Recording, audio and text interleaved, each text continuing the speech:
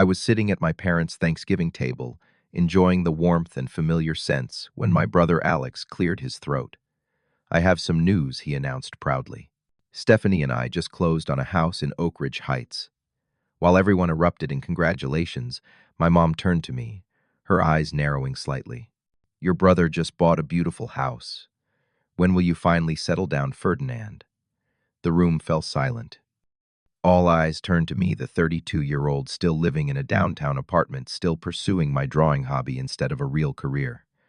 I felt my cheeks burning as I searched for a response.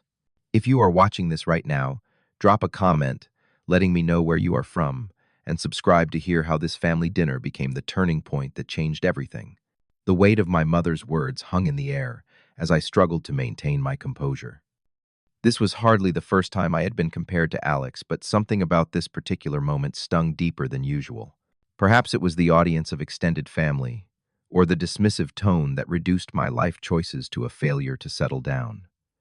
My parents had always been firmly middle-class Americans with traditional values about success. Dad had worked 35 years at the same insurance company, climbing from entry level to regional manager. Mom had been a school administrator. They owned their suburban home, outright took modest vacations, and saved diligently for retirement. Their path was clear, straightforward, and in their minds the template their sons should follow. Alex, 3 years my senior, had followed that template perfectly. After graduating with a business degree, he secured a job at a financial services company where he had steadily risen through the ranks over the past decade. He married Stephanie, his college sweetheart, at 26. They had their first child at 28, their second at 30.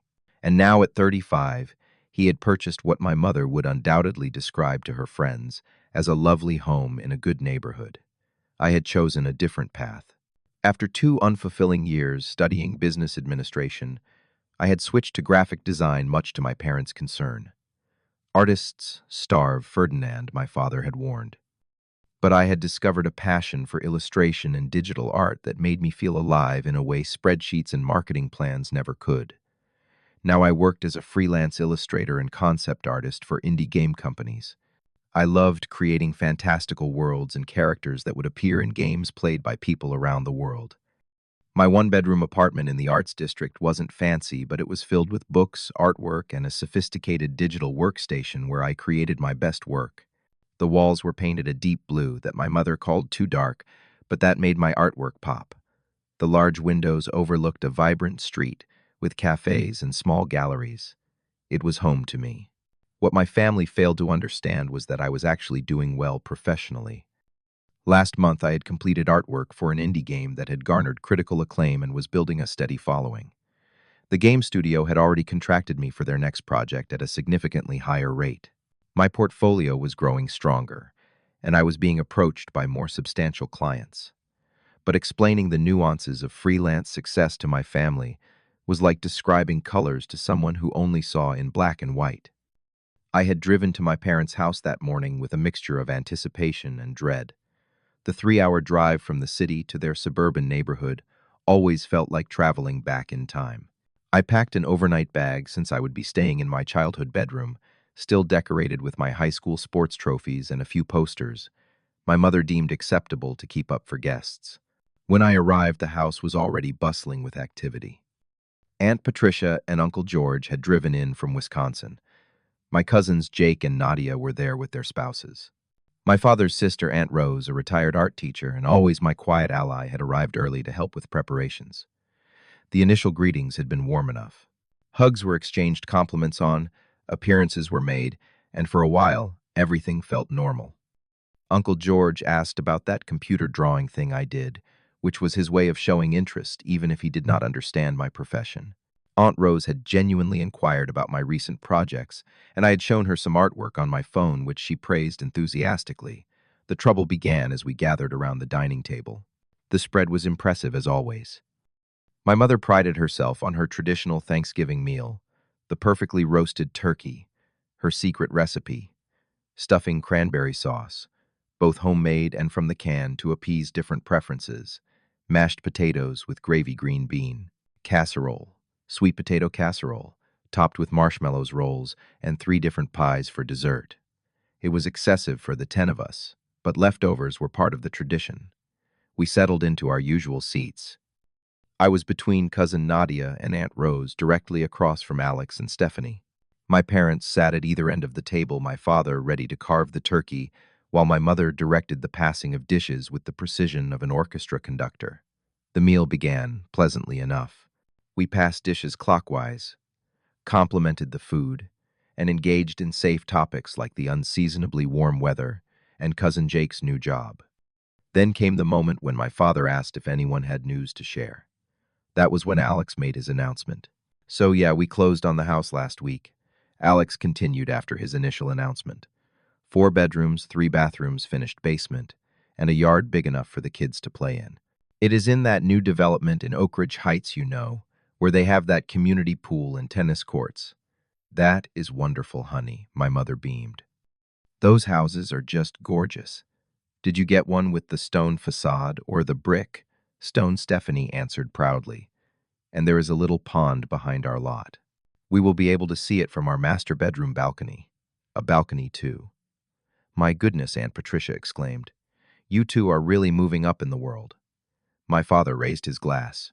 To Alex and Stephanie on their beautiful new home. Your mother and I could not be prouder. Everyone raised their glasses. I did too, forcing a smile for my brother. Despite our differences, I did not begrudge him his success. But then came my mother's comment, turning directly to me after the toast. Your brother just bought a beautiful house. When will you finally settle down, Ferdinand? You are not getting any younger.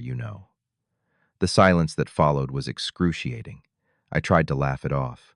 Well, mom, artists have to suffer in tiny apartments. It is in the creative contract. She did not smile. I am serious, Ferdinand. All this drawing for those computer games. When are you going to get a real career?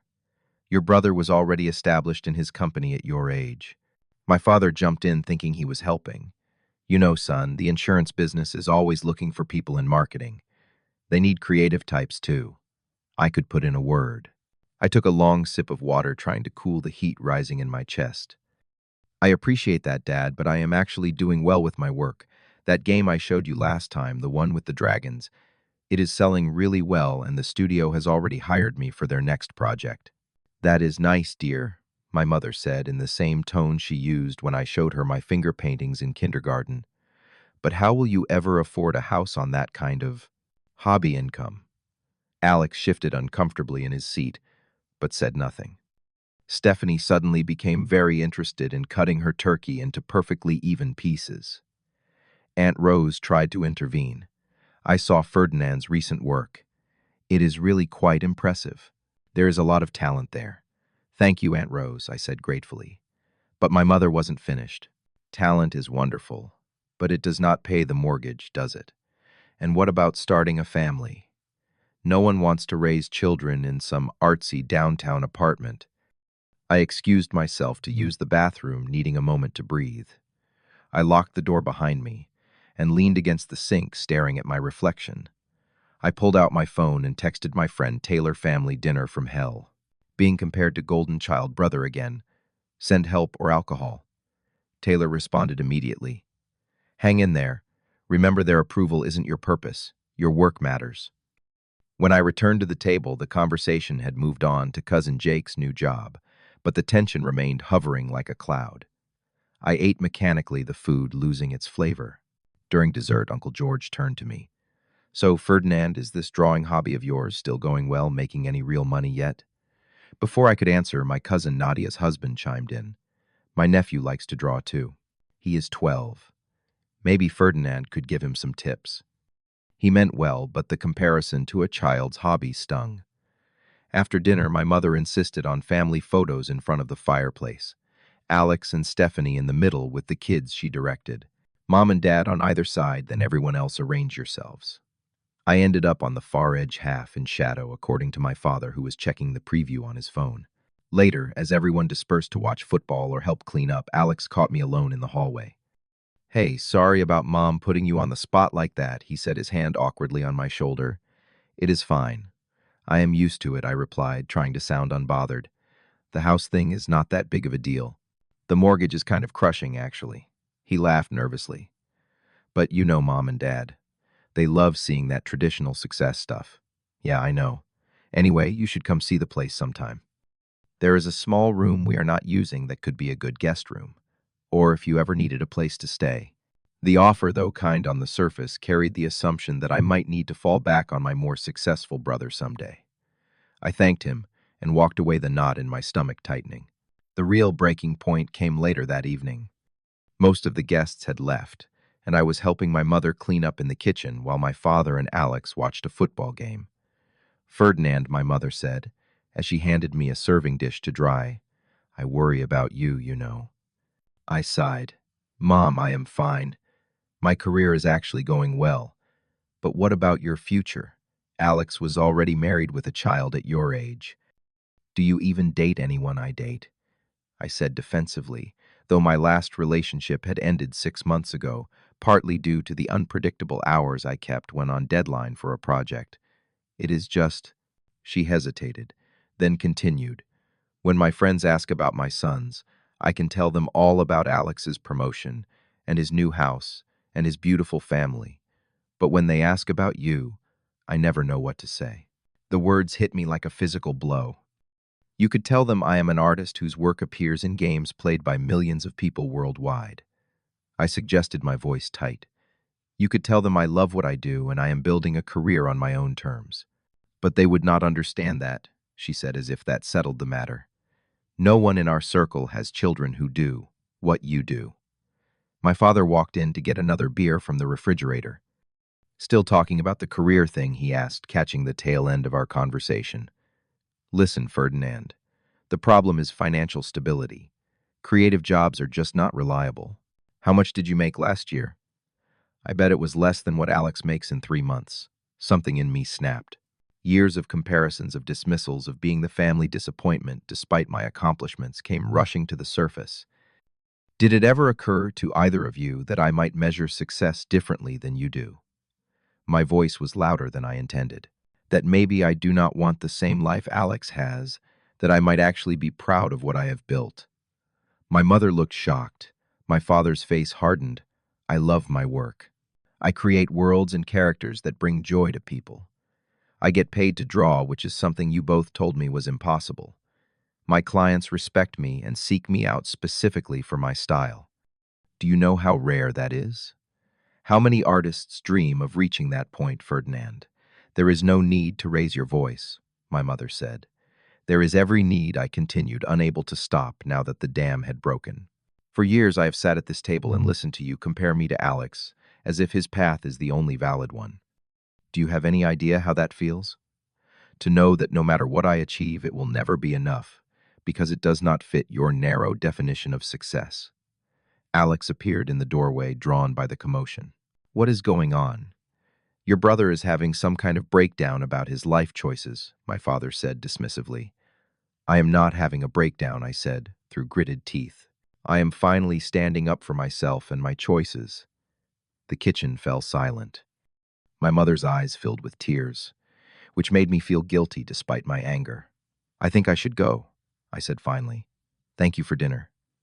I gathered my overnight bag from my old room, no longer planning to stay. The goodbyes were strained, perfunctory. My mother hugged me tightly at the door, whispering, "We just want what is best for you." My father shook my hand formally. Alex gave me an awkward side hug and said, "Drive safe, bro." The 3-hour drive home was a blur of emotions. Anger, hurt, vindication, and regret all swirled together as I replayed the evening's events. By the time I reached my apartment building, exhaustion had settled in both physical and emotional. I unlocked the door to my apartment and flicked on the lights. For the first time, I truly saw my space through my family's eyes. The small kitchen with barely enough counter space, the living room that doubled as my workspace, the single bedroom with barely enough space for my queen-sized bed.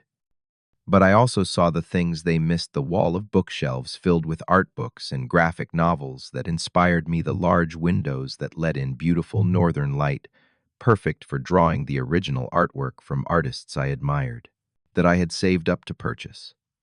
I dropped my bag and sat at my workstation, powering up my computer almost on instinct. Instead of opening my current project files, I found myself searching for the most successful independent artists in my field. I read their bios, studied their career trajectories, Many had started just where I was. Some had gone on to found their own studios, publish art books, or develop signature properties that became worldwide phenomena. As the night deepened, a plan began to form in my mind. I would not abandon my art or my principles, but I would scale my operation more strategically. I would prove my worth not just to my family, but to myself on my own terms. Just before I went to bed, my phone pinged with a text message from cousin Nadia.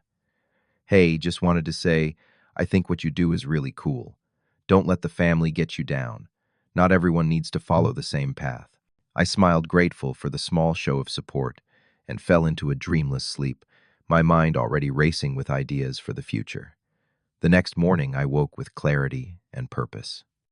I would transform my career and my life, not to fit my family's expectations, but to expand my own vision of what was possible.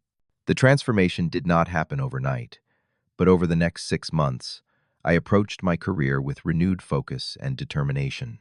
The day after Thanksgiving, I reached out to Jackson, a successful illustrator I had met at a digital art conference the previous year. I had been hesitant to bother him before, but now I asked directly if he would be willing to mentor me. To my surprise, he agreed to meet for coffee the following week. "Your portfolio shows real talent," he told me, scrolling through my work on his tablet. "But you are underselling yourself and limiting your market." With Jackson's guidance, I restructured my business approach. First, I created tiered pricing for my services, including a premium level for clients who wanted exclusive rights and enhanced services. Second, I expanded beyond indie game companies to approach larger studios with more substantial budgets. Third, I began developing a line of digital assets and tutorials that other artists could purchase, creating passive income streams. The work was intense. I often started at 6 in the morning and worked until midnight, taking breaks only for meals and a quick walk around the block to clear my head. I declined my parents' invitations to Sunday dinners, explaining I was on deadline for important projects. Our conversations became brief and infrequent, which was probably for the best, as the wound from Thanksgiving was still raw. Each month, I transferred a percentage of my earnings into a savings account labeled Future. I was not sure yet what that future would hold, but having the growing fund gave me a sense of security and possibility I had never experienced before. In February, I hired Maya, a financial advisor who specialized in working with creative professionals. Most artists make the mistake of thinking business skills will somehow contaminate their creativity, she told me during our first meeting. But understanding the financial side actually gives you more freedom to create on your terms. Under Maya's guidance, I learned about investments, tax strategies for freelancers, and how to read contracts properly. I discovered that many of the business concepts I had rejected in college actually made sense when applied to my own creative enterprise. There were setbacks along the way. A major project fell through when the client's funding was cut. A tutorial series I spent weeks creating sold poorly because I had misjudged the market. But I learned from each failure and adjusted my approach. I still maintained my artistic integrity, turning down projects that did not align with my values or aesthetic, but I became more strategic about which battles to fight. I learned the art of negotiation, standing firm on important points while finding compromise on others. I visited my family briefly at Christmas, bringing modest gifts and keeping conversations light. The tension from Thanksgiving still lingered beneath the surface, but no one wanted to revisit the conflict during the holiday. Alex pulled me aside at one point, surprising me with a confession. "Sometimes I envy you," he admitted, lowering his voice so the rest of the family could not hear. "Me? Why would you envy me?" I asked, genuinely puzzled. "The freedom, I guess. The creativity." He sighed. "Don't get me wrong. I love Stephanie and the kids, and the house is great, but sometimes the corporate life, island, soul-crushing. Same meetings, same office politics, same reports, day after day." I did not know how to respond. For years, I had envied his stability and clear path. The idea that he might envy my chaotic creative life had never occurred to me. By spring, my efforts began to show tangible results. My client list had expanded to include 2 major game studios. My online shop selling digital assets generated enough passive income to cover my rent. My portfolio had grown more diverse and impressive, featuring work that pushed my skills to new levels. In early summer, I took a significant step. After careful consideration and numerous viewings, I purchased a small but architecturally interesting house in the Arts District. It was nothing like Alex's suburban home in Oak Ridge Heights. Built in the 1930 seconds, it had served as both a residence and studio for a succession of artists over the decades. The main floor featured a large open space with north-facing windows, perfect for a studio. The upstairs contained 2 bedrooms and a renovated bathroom. The backyard was tiny, but enclosed by a brick wall covered in ivy, creating a private outdoor space. The house needed work and was unconventional in many ways, but it was exactly what I wanted. More importantly, I had purchased it entirely on my own, with the down payment coming from my future fund, and a mortgage I could comfortably afford based on my new income level. As Thanksgiving approached again, I debated how to handle the family gathering. Part of me wanted to skip it entirely, still stinging from the previous year's confrontation. But another part wanted to return not to gloat about my success, but to show that I had found my own path to stability and fulfillment. In the end, I decided to go driving the familiar route to my parents' suburban home, with a mix of anxiety and newfound confidence. The scene was eerily familiar as I entered my parents' house for the second Thanksgiving since our confrontation. The same decorations adorned the entryway, the same scents wafted from the kitchen, and the same family members milled about drinks in hand. Yet I felt fundamentally different, standing taller, more secure in my own skin. Ferdinand. My mother embraced me, her voice carrying that familiar note of both affection and assessment. "You look well. Have you lost weight?" "Just been busy, Mom," I replied, accepting her hug and the scrutiny that came with it. My father shook my hand firmly. "Good to see you, son. Still drawing those computer pictures. Still illustrating." "Yes," I corrected gently. "The business has been growing nicely." Alex and Stephanie arrived moments later with their children, creating a welcome distraction. I helped my nephew build a tower of blocks while the adults caught up on family news and the children's latest achievements. The conversation flowed around me, and I found myself participating more easily than I had in years, no longer feeling like I had something to prove. When we gathered around the table, I braced myself for the inevitable comparisons and questions about my life choices. They began predictably enough, with my mother asking pointed questions about my drawing work and whether I was seeing anyone special. I answered politely but briefly, neither apologizing for my choices nor seeking approval. During a lull in the conversation, as my father was serving second helpings of turkey, I mentioned casually, "By the way, I bought a house this summer." The reaction was immediate. Forks paused midway to mouths. My mother's eyes widened. "You bought a house? A real house?" I nodded, taking a bite of mashed potatoes. "A small place in the Arts District, built in the 1930 seconds. Lots of character. It needed some work, but it has great light for my studio." "Studio?" My father frowned. "You mean it is a commercial property?" "No, it is residential, but with space for me to work. 2 bedrooms, 1 bath, a nice open floor plan downstairs, and a small private garden." "Well," my mother said, her voice a mixture of surprise and something that might have been pride, that island. "Unexpected. How could you afford a house?" I met her gaze steadily. "My business has done very well this year, Mom. I expanded my client base, created some passive income streams, worked with a financial advisor. Turns out drawing computer pictures can pay the bills after all." My father cleared his throat. "Good for you, son. Homeownership is a solid investment." Alex raised his glass. "Congrats, bro. That is awesome." The conversation moved on, but something had shifted. The usual hierarchy had been disrupted, not because I had followed their prescribed path to success, but because I had forged my own and found stability on my own terms. After dinner, while helping with dishes, my mother approached me in the kitchen. "I want you to know," she said softly, "that I am proud of you, Ferdinand. I may not always understand your choices, but I can see you are doing well." "Thank you, Mom. That means a lot. I worry because I love you." She continued, her hands busy with drying a serving platter. "When you chose such an unconventional path, I feared you would struggle. I never wanted that for you." "I know," I replied. "But sometimes the conventional path is not right for everyone." "Alex seems successful on paper, but did you know he finds his job soul-crushing sometimes?" She looked startled. "He never said anything." because he knows you are proud of his traditional success. We all want your approval, Mom. We just find different ways to live our lives. Later that evening, Alex and I found ourselves alone on the back porch, watching the stars appear in the early winter sky.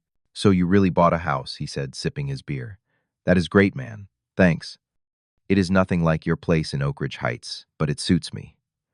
Honestly, Alex lowered his voice. "Sometimes I think we rushed into that neighborhood because it was what we thought we should want. The commute is killing me and the property taxes are insane." I nodded, understanding. Different paths work for different people. I am starting to see that he admitted. The corporate ladder is not all it is cracked up to be. Sometimes I think about what else I might have done if I had not been so focused on checking all the traditional success boxes. "It is never too late to make changes," I suggested. "Not complete life overhauls, but adjustments that make you happier." We talked longer than we had in years, really talked about our lives, our choices, our regrets, and our hopes. For the first time since childhood, I felt like I was having a conversation with my brother as an equal, not as the successful one and the struggling one, but as two adults navigating life's complexities in different ways. Before I left that night, my mother asked to see pictures of my house. I pulled out my phone and showed her the renovations I had done, the studio space with my drawing table positioned to catch the northern light, the small garden where I had planted herbs and flowers. "It is very artistic," she said, which from her was high praise. "Different than what I would choose, but I can see why you love it.